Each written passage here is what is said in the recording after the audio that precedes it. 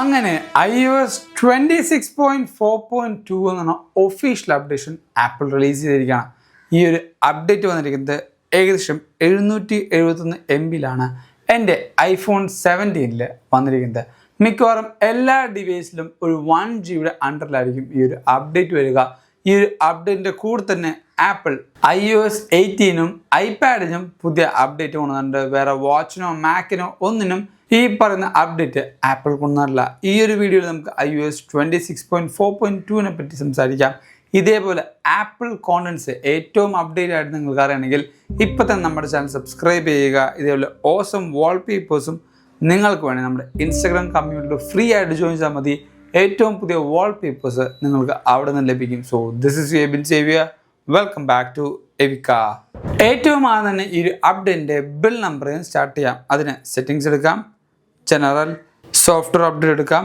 Software അപ്ഡേറ്റിൽ up to date എന്നാണ്. More ഡീറ്റെയിൽസിൽ click ചെയ്യുമ്പോൾ ഇവിടെ നമ്മുടെ iOS 26.4.2 എന്നുണ്ട്. അവിടെ ടാപ്പ് ചെയ്യുമ്പോൾ ബിൽ നമ്പർ നമുക്ക് റിവീൽ ആവും. 23E261 എന്നാണ് ഈ ഒരു ഒഫീഷ്യൽ അപ്ഡേറ്റിൻ്റെ ബിൽഡ് എന്ന് പറയുന്നത്. അതോടൊപ്പം ഈ ഒരു അപ്ഡേറ്റിൽ നിങ്ങൾക്ക് പുതിയ മോഡേൺ ഫേംവെയർ ഒന്നും ലഭിക്കുന്നില്ല. കഴിഞ്ഞ അപ്ഡേറ്റിൽ അതായത് iOS 26.4.1 എങ്ങനെയായിരുന്നു നിങ്ങളുടെ കോൾ കണക്ടിവിറ്റി ആൻഡ് നെറ്റ്വർക്കിംഗ്, അതേ സെയിം പാറ്റേണിൽ തന്നെയായിരിക്കും ഈ ഒരു അപ്ഡേറ്റിലും നിങ്ങൾക്ക് കോൾ കണക്ടിവിറ്റിയും അതോടൊപ്പം നെറ്റ്വർക്കും വരാൻ പോകുന്നത്. കാരണം മോഡേൺ ഫേംവെയറിൻ്റെ അപ്ഡേറ്റില്ലാത്തതുകൊണ്ടാണ് ആ ഒരു സെയിം പാറ്റേൺ ഇതിലും കണ്ടിന്യൂ ചെയ്യുന്നത്.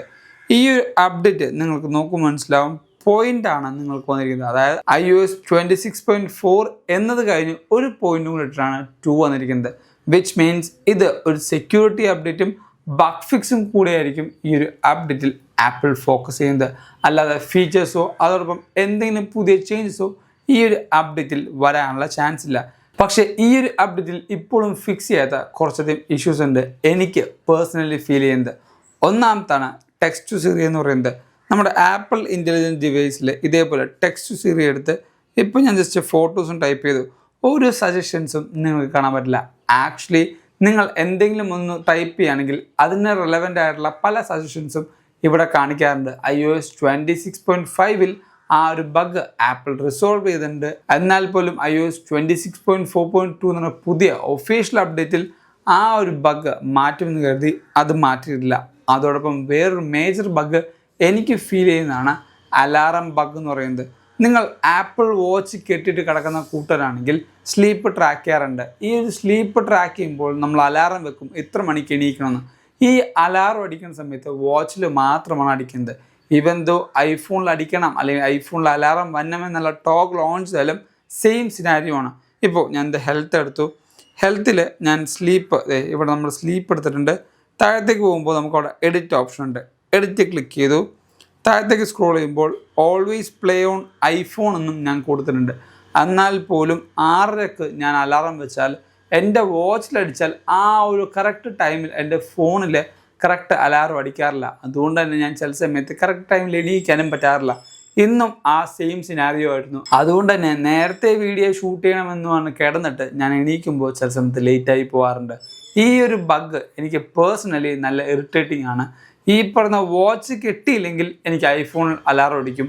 വാച്ച് കെട്ടിയാൽ ഈവൻ ഐഫോണിൽ അലാറം അടിക്കണമെന്നുള്ള ടോഗിൾ ഓൺ ചെയ്താൽ പോലും അലാറം അടിക്കാറില്ല. ജസ്റ്റ് രാവിലെ എണീക്കുമ്പോൾ അലാറം സ്റ്റോപ്പ് ചെയ്യാനുള്ള ആ ഒരു സ്ലൈഡറില്ലേ അതും വരും. സ്കിപ്പിൻ്റെ അല്ലെങ്കിൽ സ്നൂസിൻ്റെ ഒരു ഓപ്ഷനും വരും. പക്ഷെ ഒരു തരി പോലും സൗണ്ട് ഞാൻ എൻ്റെ ഐഫോണിൽ നിന്ന് കേട്ടിട്ടില്ല. സെയിം സിനാരിയോ അല്ലെങ്കിൽ സെയിം ബഗ്ഗുകളോ എന്തെങ്കിലും നിങ്ങൾക്കുണ്ടെങ്കിൽ തൊട്ട് താഴത്ത് കമൻറ്റ് ചെയ്യുക. അടുത്തത് ഈ ഒരു അപ്ഡേറ്റിൽ വന്ന കുറച്ച് ബഗ് ഫിക്സ് ആണ്. ഒന്നാമത്തെ performance and lagging bug apple കുറച്ചിട്ടുണ്ട്. നിങ്ങൾക്ക് നോക്കുമ്പോൾ മനസ്സിലാവും നല്ല സ്മൂത്തായിട്ടാണ് ഈ ഓരോ പേജസും സ്ക്രോൾ ആവുന്നത്. ഫോൾഡേഴ്സ് ഓപ്പൺ ചെയ്യുമ്പോഴും ആ ഒരു സ്മൂത്ത്നെസ് നിങ്ങൾക്ക് മനസ്സിലാവും. ഇതല്ലാതെ നിങ്ങൾക്ക് എന്തെങ്കിലും ഒരു കൂടുതൽ ബഗ്ഗോ ആപ്ലിക്കേഷൻസ് റൺ ചെയ്യുമ്പോൾ സ്റ്റട്ടേഴ്സോ ഉണ്ടെങ്കിൽ ആപ്പ് സ്റ്റോറിൽ പോവുക. ആപ്പ് സ്റ്റോറിൽ പോയി കണ്ട് നിങ്ങളുടെ എല്ലാ ആപ്ലിക്കേഷൻസും ഇതേപോലെ അപ് ടു ഡേറ്റ് ആണെന്ന് ഉറപ്പുവരുത്തുക. അപ് ടു ഡേറ്റ് ആണെന്ന് ആപ്പ് ആപ്ലിക്കേഷനിലുണ്ടെങ്കിൽ പോലും ചില സമയത്ത് ആപ്ലിക്കേഷൻസ് നമ്മൾ ഫോഴ്സ്ഫുള്ളി അപ്ഡേറ്റ് ചെയ്യണം. ആ ഒരു ആപ്ലിക്കേഷൻ അപ് ടു ഡേറ്റ് ആണെങ്കിൽ മാത്രമാണ് ഈ ഒരു സോഫ്റ്റ്വെയറിൽ ഒപ്റ്റിമൈസ്ഡ് ആയിട്ടുള്ള ഒരു പെർഫോമൻസ് നിങ്ങൾക്ക് ലഭിക്കുള്ളൂ.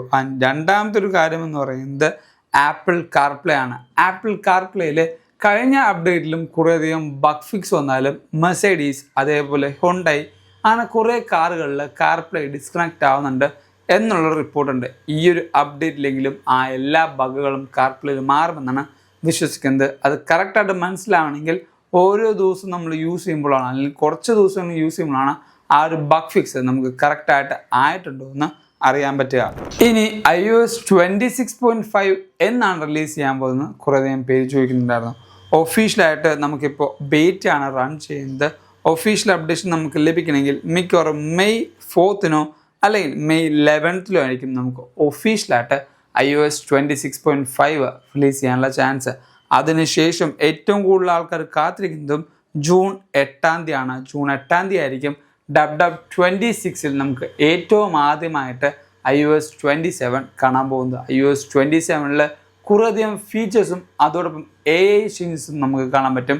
ഡെവലപ്പർ ബേറ്റ നമുക്ക് 8 തന്നെ, അതായത് WW കഴിഞ്ഞതിന് ശേഷം തന്നെ ഡെവലപ്പർ ബേറ്റ നമുക്ക് റിലീസാവും. പബ്ലിക് ബേറ്റ നമുക്ക് ജൂലൈയിലായിരിക്കും റിലീസാവാൻ പോകുന്നത്. അതിനുശേഷം നമുക്ക് സെപ്റ്റംബറിൽ iPhone 18 സീരീസിൻ്റെ റിലീസിൻ്റെ സമയമായിരിക്കും ഒഫീഷ്യലായിട്ട് iOS 27 ആപ്പിൾ റിലീസ് ചെയ്യാൻ പോകുന്നത്. ഇതൊക്കെ ഒരു പ്രെഡിക്റ്റഡ് ടൈമാണ്.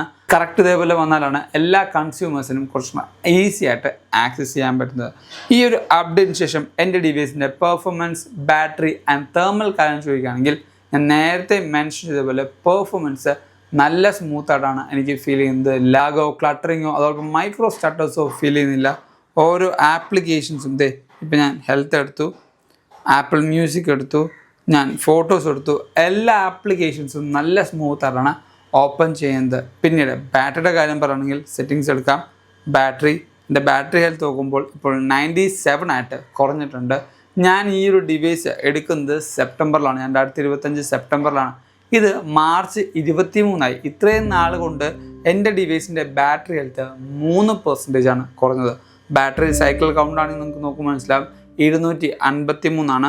ഈ ഓരോ ബാറ്ററി സൈക്കിൾ കൗണ്ട് ഞാൻ മാക്സിമം കുറയ്ക്കാനായിട്ട് യൂസ് ചെയ്യുന്ന ഒരു ട്രിക്കാണ് എൻ്റെ ചാർജിങ് പാറ്റേൺ എന്ന് പറയുന്നത്. 90% എൻ്റെ ചാർജിങ് പാറ്റേൺ ഞാൻ സെറ്റ് ചെയ്തിരിക്കുന്നത്. അതോടൊപ്പം ചാർജിങ് മോഡിൽ ഈ പറഞ്ഞ ഓരോ ഓപ്ഷൻസും ഞാൻ ഓൺ ചെയ്തിട്ടില്ല. അഡാപ്റ്റീവ് പവറോ ലോ പവർ മോഡോ ഞാൻ യൂസ് ചെയ്യാറില്ല. ലോ പവർ മോഡ് എപ്പോഴും യൂസ് ചെയ്യുന്നതും ഒട്ടും നല്ലതല്ല. നിങ്ങൾക്ക് എൻ്റെ ബാറ്ററി ചാർജിങ് പാറ്റേണിൻ്റെ കൂടെ തന്നെ ചാർജിങ്ങിൻ്റെ യൂസേജ് നോക്കുമ്പോൾ മനസ്സിലാവും. ഇപ്പോൾ 86% ഉണ്ട്. ലാസ്റ്റ് ചാർജ് ചെയ്ത് 43 മിനിറ്റ്സ് മുമ്പ്. ഈ 43 മിനിറ്റ് കൊണ്ട് 4% ചാർജാണ് എൻ്റെ ഫോണിൽ നിന്ന് പോയിരിക്കുന്നത്. 4% ചാർജ് പോകാനുള്ള മെയിൻ കാരണം എൻ്റെ ഡിവൈസിൻ്റെ ഡിസ്പ്ലേ ഞാൻ ഓഫ് ചെയ്യാതെ കണ്ടിന്യൂസ് ആയിട്ട് യൂസ് ചെയ്യാണ്. മൾട്ടിപ്പിൾ പാരാമീറ്റേഴ്സും അതോടൊപ്പം പെർഫോമൻസ് അറിയാൻ വേണ്ടി ഞാൻ Geekbench ടെസ്റ്റും കാര്യങ്ങളും എല്ലാം ഞാൻ റൺ ചെയ്തായിരുന്നു. അതുകൊണ്ടാണ് ഇത്രമാത്രം ഈ ഒരു 4% 43 മിനിറ്റിൽ കുറയാനുള്ള ഒരു കാരണം എന്ന് പറയുന്നത്. അതോടൊപ്പം ഈ ഒരു അപ്ഡേറ്റ് നിങ്ങൾ ചെയ്യണോ വേണ്ടയോ എന്ന് ചോദിച്ചാൽ അഫ്കോഴ്സ് iPhone 13 യൂസേഴ്സ് ജസ്റ്റ് ഒന്ന് വെയിറ്റ് ചെയ്യുക. കാരണം ഡിസ്പ്ലേ ഇഷ്യൂസ് ഏറ്റവും കൂടുതൽ പ്രൊലോങ് ആയിട്ട് കാണുന്നതും iPhone 13 സീരീസുകാർക്കാണ്. അതുകൊണ്ട് 13 സീരീസുകാർ ജസ്റ്റ് ഒന്ന് വെയിറ്റ് ചെയ്ത് ഫോളോ അപ്പിന് വേണ്ടി ജസ്റ്റ് ഒന്ന് വെയിറ്റ് ചെയ്യുക. ബാക്കി എല്ലാ യൂസേഴ്സും മാക്സിമം നല്ല രീതിക്ക്, അതായത് ഫ്ലൈറ്റ് മോഡ് ഇട്ട് വൈഫൈ യൂസ് ചെയ്തുകൊണ്ട് മാത്രം രാത്രി കിടക്കുന്ന സമയത്ത് അപ്ഡേറ്റ് ചെയ്യുക. ആ ഒരു സമയത്ത് വേറെ ഇൻ്റർഫിയറൻസ് ഒന്നും ഫോണിൽ വരാനുള്ള ചാൻസ് ഇല്ലാത്തതുകൊണ്ടാണ് ആ ഒരു ടൈം ഞാൻ റെക്കമെൻഡ് ചെയ്യുന്നത്. അല്ലെങ്കിൽ iTunes വഴി നിങ്ങൾ അപ്ഡേറ്റ് ചെയ്യുകയാണെങ്കിൽ കുറച്ചുകൂടി ബെറ്റർ ആയിട്ടും എഫിഷ്യൻ്റ് ആയിട്ടുള്ള സോഫ്റ്റ്വെയർ അപ്ഡേറ്റ് നിങ്ങൾക്ക് ലഭിക്കാനുള്ള ചാൻസ് ഉണ്ട്. ഇനി ഈ ഒരു അപ്ഡേറ്റ് വെറും സിമ്പിളായിട്ട് നിങ്ങൾ കരുതരുത്. അങ്ങനെ സിമ്പിൾ അപ്ഡേറ്റ് അല്ലെങ്കിൽ ബഗ് ഫിക്സ് ആയിരുന്നു അല്ലെങ്കിൽ സെക്യൂരിറ്റി അപ്ഡേറ്റ് ആയിരുന്നെങ്കിൽ ആപ്പിൾ തന്നെ റാപ്പിഡ് സെക്യൂരിറ്റി അല്ലെങ്കിൽ ബാക്ക്ഗ്രൗണ്ട് സെക്യൂരിറ്റി ഓപ്ഷൻ എന്ന് പറഞ്ഞ ഫീച്ചേഴ്സ് ആയിരിക്കും ഇംപ്ലിമെൻ്റ് ചെയ്യുന്നത്. ഈ ഒരു അപ്ഡേറ്റിൽ ഒരു സെക്യൂരിറ്റി ഫീച്ചർ കൊണ്ടുവന്നിട്ടുണ്ട്. നേരെ ആപ്പിളിൻ്റെ ഒഫീഷ്യൽ സെക്യൂരിറ്റി അപ്ഡേറ്റ് റിലീസിലേക്ക് പോകാം. ഈ ഒരു അപ്ഡേറ്റിൻ്റെ പേജ് ഞാൻ നമ്മൾ ലിങ്കിൽ കൊടുത്തേക്കാം. താഴത്തേക്ക് നോക്കുമ്പോൾ iOS 26.4 ആൻഡ് iPadOS 26.4 കാണാൻ പറ്റും. iOS 26.4.2 ആണ് ആക്ച്വലി. താഴത്തേക്ക് നോക്കുമ്പോൾ ഒരു നോട്ടിഫിക്കേഷൻ സർവീസ് മാത്രമാണ് ആപ്പിൾ കാണിച്ചിരിക്കുന്നത്. അതിൻ്റെ ഇമ്പാക്റ്റും ഡിസ്ക്രിപ്ഷനും CV നമ്പറും ആപ്പിളിവിടെ കറക്റ്റായിട്ട് കൊടുത്തിട്ടുണ്ട്.